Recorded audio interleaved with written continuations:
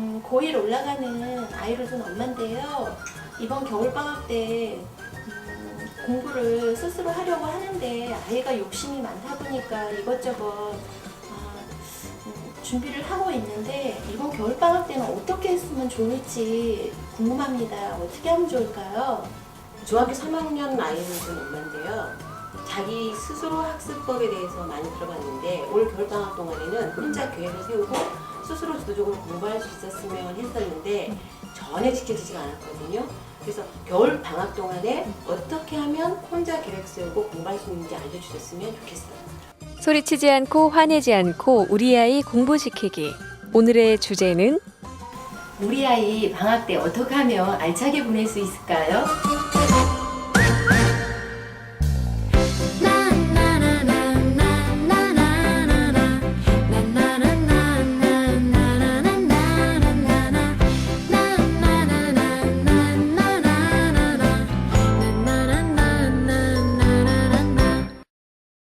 안녕하세요. 소리치지 않고 화내지 않고 우리 아이 공부시키기 고봉익입니다.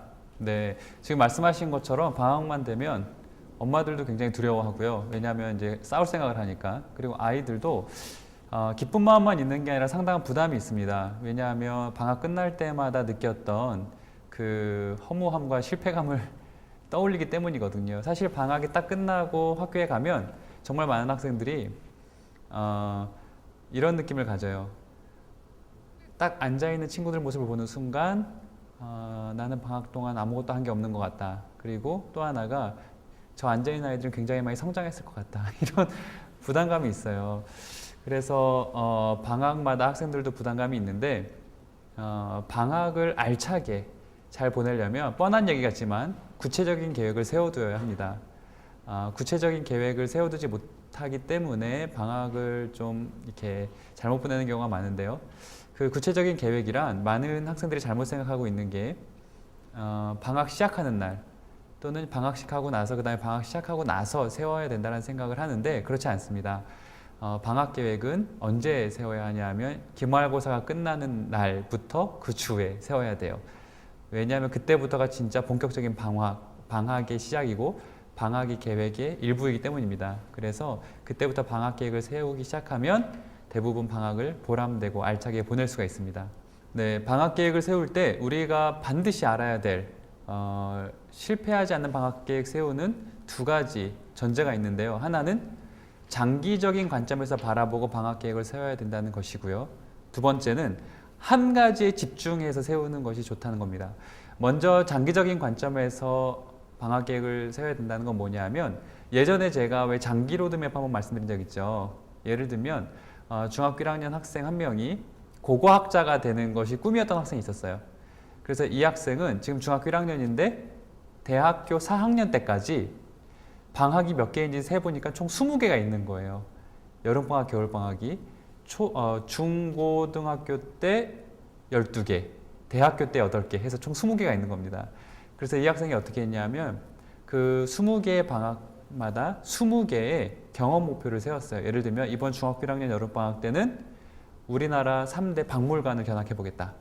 그다음에 내년 여름방학, 중학교 1학년 겨울방학 때는 뭐 일본의 3대 박물관을 견학해 보겠다. 그 다음에는 뭐 중국, 그 다음에는 유럽 이런 식으로 그러니까 장기적인 관점에서 방학들을 자신의 인생에 맞게 활용하는 계획을 세우는 것이 중요하고요. 두 번째는 아까 말씀드렸듯이 한 가지에 집중하는 것. 예를 들면 공부 목표도 이것저것 다 하겠다고 무리하게 세우는 것이 아니라 이번 방학 때는 이것만큼 끝내겠다. 이렇게 세우는 건데요. 그건 역시도 장기적인 관점에서 예를 들면 중학교 1학년인데 어떤 특목고를 가고 싶다라는 목표를 세운 학생이 있다면 그때까지 방학이 총 5번에서 6번 정도가 있겠죠. 그럼 이 5번에 6번의 방학 동안에 방학 때만 이룰 수 있는 큰 덩어리의 공부들을 하나 정도씩만 세우는 거예요. 그렇게 해서 5개나 6개. 그렇게 해서 세우는 것이 후회하지 않는 보람되고 알찬 방학 계획을 세우는 중요한 두 가지 전제입니다. 네, 방학 계획을 세울 때는 앞서 말씀드린 두 가지 전제를 바탕으로 세 가지 목표를 세우면 참 좋습니다. 세 가지 목표란 공부 목표, 그리고 경험 목표, 그리고 바로 습관 목표를 말하는데요. 이번 방학 때 공부 목표 한 가지 정도, 그 다음에 경험 목표 한 가지 정도, 그리고 내가 고치고 싶은 습관 목표 한 가지 정도를 장기적인 관점에서 세운다면 아주 좋을 것 같습니다. 네, 공부 목표를 이제 아이들에게 방학 때 공부 목표를 세워라 이렇게 얘기를 해보니까 많은 학생들이 플래너에다가 국어, 영어, 수학, 사회, 과학 빽빽하게 공부 목표를 세워오던데 제가 물어볼 때가 있어요. 이 중에서 제일 중요한 게 뭐야? 그러면 다 중요해요 이렇게 이야기를 하거나 아니면 다른 거는 못하더라도 이번 방학 때 반드시 끝내야 되는 건 뭐야? 그러면 잘 모르겠어요 라고 얘기하는 학생들이 대부분입니다. 그러면 저는 아이들에게 공부 목표를 잘못 세웠어요 이렇게 얘기합니다.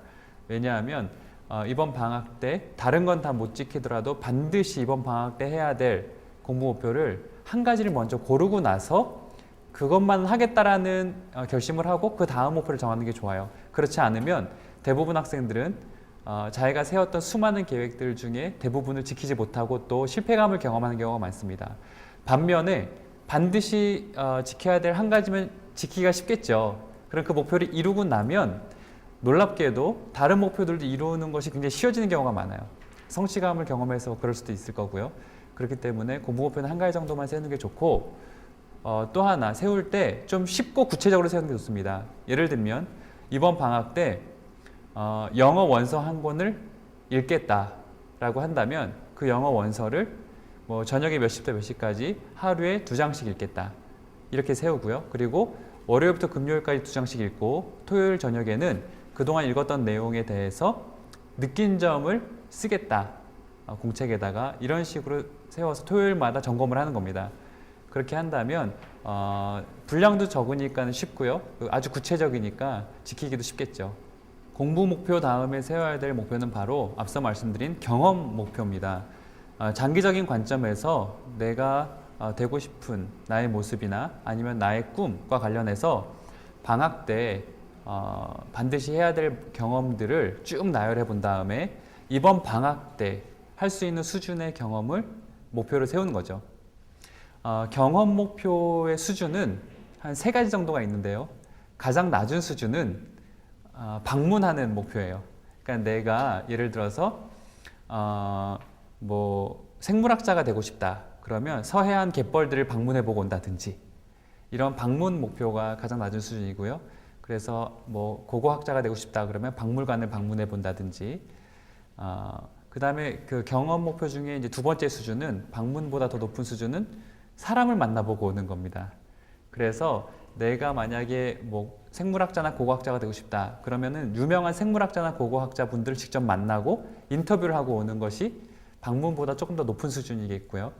그리고 가장 높은 수준은 직접 본인이 관련된 일을 해보는 것이 가장 높은 수준입니다. 예를 들면 CEO가 되겠다라는 목표를 가진 학생이 있다면 직접 본인이 이번 방학 때 장사를 해보는 것도 굉장히 좋은 경험이 될 겁니다. 이런 식으로 예를 들어서 지금 초등학교 고학년이라면 초등학교 고학년 때는 낮은 수준의 방문 목표를 세워보는 게 좋을 것 같고요. 중학생이라면 사람을 만나보는 목표 정도 세워보면 좋을 것 같고 고등학생이라면 직접 자기가 무엇인가를 진행해보는 목표를 세워보면 꼭 거창한 대회나 무슨 공모전, 무슨 캠프 같은 것을 다녀와야만 경험 목표가 좋은 것이 아닙니다. 그리고 꼭 돈을 들여서 뭐 해외 탐방을 다녀온다든지 이런 것이 좋은 것도 아니에요. 가장 중요한 것은 뭐냐면 자신의 꿈과 목표와 관련해서 연관되어 있는 그리고 일관성이 있는 그런 경험 목표를 가지는 것이 중요합니다. 입학성관제에서 입학성관들이 많이 보는 것도 거창한 경험이 아니라 일관성 있는 경험이 더 중요하거든요. 뿐만 아니라 경험을 하고 와서 경험을 하고 왔더니 참 좋았다 이런 보고서는 전혀 도움이 되지 않는 보고서입니다. 경험을 하고 오면 아주 구체적인 느낀 점과 자신의 생각이 담긴 그런 보고서 같은 것들을 반드시 작성해야 자기 인생에도 도움이 되고요. 그리고 실제 그런 것들이 쌓여서 포트폴리오가 되면 나중에 자신의 입시 전형에서도 도움이 될 경험이 되겠죠. 2가지로 제가 말씀드릴 수 있을 것 같은데요. 첫 번째는 아까 말씀드렸듯이 자신의 꿈과 관련된 경험 목표라면 아르바이트라도 굉장히 좋겠죠. 그래서 꿈과 관련된 가능한 아르바이트를 하도록 지도를 해주시고요. 2번째는 아까 제가 공부 목표부터 세우라고 했잖아요. 그래서 이번 방학 때 내가 공부 목표는 여기서부터 여기까지다. 그렇다면 이 공부 목표를 다 지킨다면 방학 때 그 외에는 어떤 경험을 해도 괜찮은 거죠. 그렇기 때문에 부모님도 아이에게 무조건 공부하는데 방해되니까 하지 마라가 아니라 이번 방학 때 공부 목표가 뭐니 물어보고 이것을 이룰 수 있다라면 그 외의 것들은 해도 괜찮다라고 허용을 해주시는 것이 오히려 두 마리 토끼를 다 잡을 수 있는 그러한 방법일 겁니다. 네, 방학 때 정하면 좋은 것 중에 하나가 또 바로 습관 목표입니다. 우리가 평소에는 학교 다니면서 학원 다니면서 매일매일 바빠서 미처 잡고 싶어서 잡지 못했던 습관들을 방학 때 하나 정도를 잡아보는 거죠. 평소에 고치고 싶었던 것 중에 하나를 정하는 게 굉장히 좋을 텐데요. 보통 습관 목표를 정할 때 학생들이 간과하기 쉬운 게 뿌리 습관을 잘 못 찾는다는 겁니다. 그게 무슨 말이냐면 어떤 학생이 이런 얘기를 해요. 나는 학교에서 많이 졸아요. 그런 얘기를 해요. 그래서 학교에서 안 조는 것을 습관화했으면 좋겠어. 이런 말을 할 때가 있습니다. 그러면 이제 제가 물어보죠. 왜 조는 것 같아? 그래서 그때서야 생각해 보는데 아침에 아침밥도 안 먹고 헐레벌떡 뛰어와서 피곤해서 조는 것 같아요. 그러면 이제 또 물어보죠. 아침밥도 안 먹고 헐레벌떡 뛰어오는 이유가 뭐야? 가만히 생각해보다 어제 늦게 자서 그런 것 같아요. 그럼 어제 늦게 잔 이유는 뭔 것 같아? 그러면 늦게까지 컴퓨터 게임을 해서 그런 것 같아요. 그러면 목표는 학교에서 안 좋은 습관을 들이는 게 아니라 밤늦게까지 게임 안 하는 습관을 들이는 게 돼야 됩니다. 왜냐하면 그게 뿌리 습관이기 때문에 그렇죠. 그래서 내가 고치고 싶은 습관 목표를 정할 때 조금 더 깊게 생각해서 이런 현상을 만들어내는 진짜 뿌리 습관이 뭔지를 보고 그것을 정하는 것이 좋습니다. 네, 뿌리 습관을 고치고 또 좋은 습관으로 만드는 데는 우리가 이전에 얘기했던 것처럼 구체적인 그리고 또 쉬운 계획을 세우는 것이 굉장히 좋습니다. 예를 들면 컴퓨터 게임 저녁 늦게까지 안 하기 이런 계획은 전혀 습관 형성에 도움이 안 되고요. 예를 들면 이런 거죠. 저녁 먹고 나서 밤 9시 전까지만 컴퓨터 게임을 한다. 이런 식으로 아주 쉽고 간단하고 구체적인 계획을 세우는 겁니다.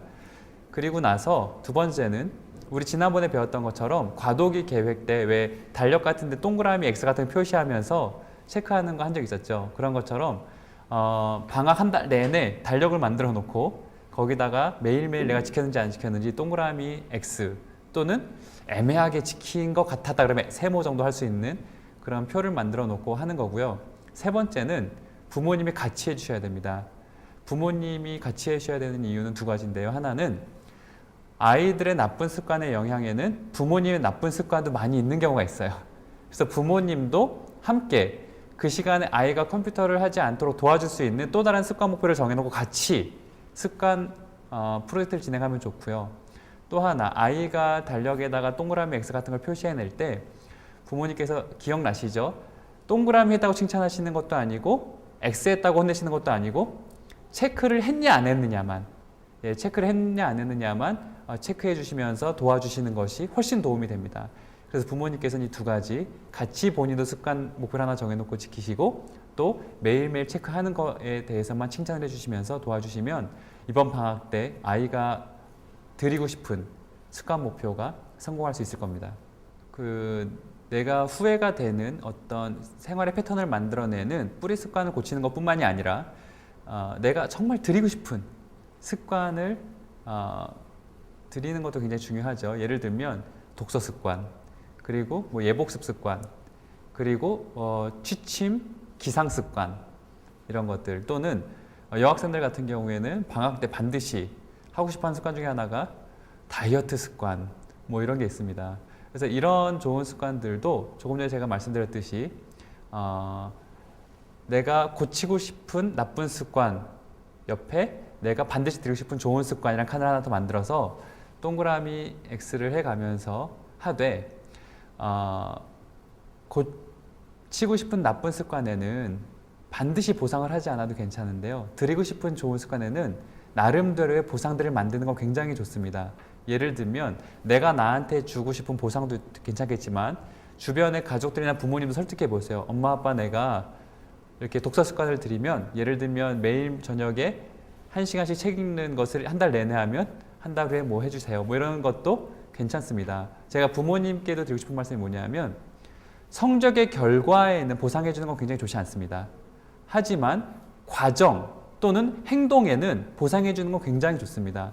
왜냐하면 그런 과정과 그런 행동이 결국은 좋은 성적의 결과를 만들어내는 것을 우리가 이미 알고 있는데, 우리가 지금까지 과정과 행동에 집중하지 않고 결과에만 집중함으로써 잘못된 과정과 행동을 기른 적이 많기 때문에 그렇습니다. 과정과 행동은 보상해 줘도 괜찮습니다.